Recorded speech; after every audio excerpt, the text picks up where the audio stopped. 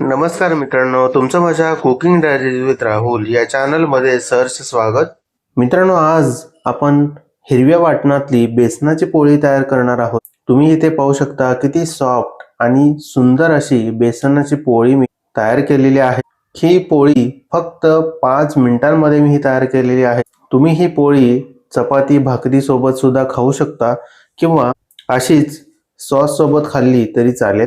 तुम्ही इथे पाहू शकता किती सॉफ्ट अशी ही तयार झालेली आहे. चला तर मग वेळ न घालवता रेसिपीला सुरुवात करूया. बेसन पोळी बनवण्यासाठी इथे मी एक स्टीलचं भांड घेतलेलं आहे.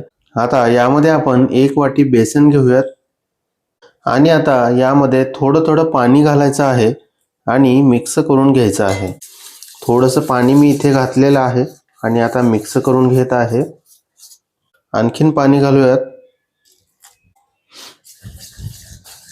जेव्हा हे आपण बॅटर तयार करू त्यावेळी ह्या बॅटरमध्ये गुठळ्या अजिबात व्हायला नको. थोडंसं आणखीन पाणी घालूयात.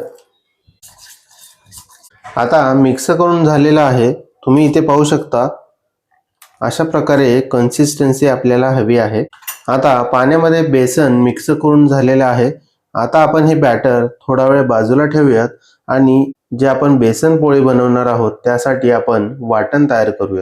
इथे मी मिक्सरचं छोटं भांड घेतलेलं आहे.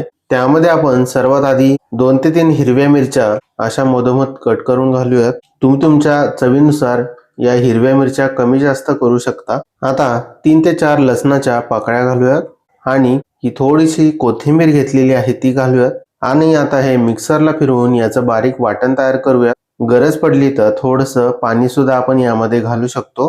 तुम्ही इथे पाहू शकता आता वाटण आपलं तयार आहे. आता आपण बेसन पोळी तयार करायला घेऊयात. आता आपण जे बॅटर बनवलं होतं यामध्ये आपण चवीनुसार मीठ घालूयात. इथे मी अर्धा चमचा मीठ घेत आहे आणि आता जे वाटण आपण बनवून ठेवलं होतं ते संपूर्ण वाटण घालूयात. आता मीठ आणि वाटण घातल्यानंतर या बॅटरमध्ये व्यवस्थित मिक्स करून घेऊयात. यामध्ये आपण किंचित हळद सुद्धा घालूयात आणि मिक्स करून घेऊयात.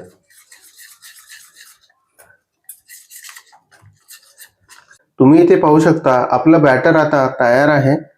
आता आपण याची बेसनाची पोळी तयार करायला घेऊयात. आता गॅसवरती मी पॅन ठेवलेला आहे गरम होण्यासाठी.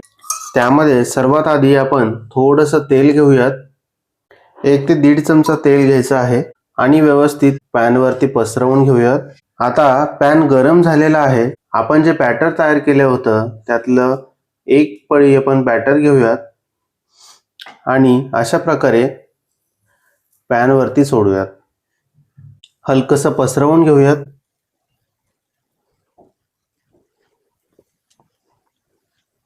आता आपण 2 ते 3 मिनिट ही बेसनाची पोळी भाजून देऊयात. 2 मिनिट झालेले आहेत आणि तुम्ही वरून पाहू शकता आता ही पोळी सुकायला लागलेली आहे. बऱ्यापैकी सुकलेली आहे. आता आपण ही पलटवून घेऊयात.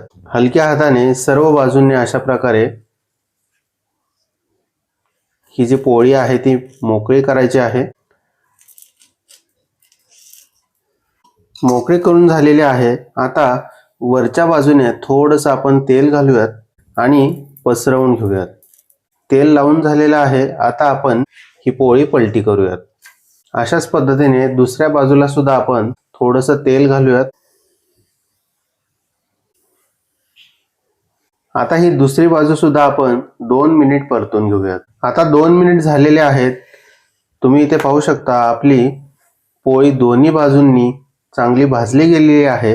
तर अशा प्रकारे पहिली बेसनाची पोळी तयार आहे. अशाच पद्धतीने आपण राहिलेल्या बॅटरचे सुद्धा बेसन पोळी तयार करून घेऊयात. तुम्ही इथे पाहू शकता हलका गोल्डन कलर सुद्धा आलेला आहे काही ठिकाणी. खूप छान अशी ही पोळी दिसत आहे आणि चवीला तर खूप उत्तम असते. तुम्ही एकदा नक्की करून पहा. तुम्हाला सुद्धा आवडेल याची मला खात्री आहे. तर आपण आता ही पोळी एका प्लेटमध्ये काढूयात. ही पोळी आपण चपाती भाकरी किंवा एखाद्या सॉस सोबत सुद्धा खाऊ शकतो. अशी ही एकदम सोपी झटपट बनणारी हिरव्या वाटणातली बेसनाची पोळी तुम्हाला कशी वाटली ते कमेंट करून नक्की सांगा. रेसिपी जर आवडली असेल तर चॅनलला सबस्क्राईब करा. भेटूयात अशाच एका नवीन रेसिपी सोबत. धन्यवाद.